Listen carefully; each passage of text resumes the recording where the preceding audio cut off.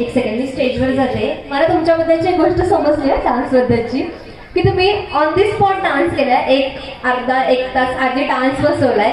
तर मला असं वाटतं एवढा सुंदर डान्स अर्धा एक तास आधी बसू शकतात, तर या तिघींसाठी एकदा जोरदार टाळ्या झाल्या पाहिजे.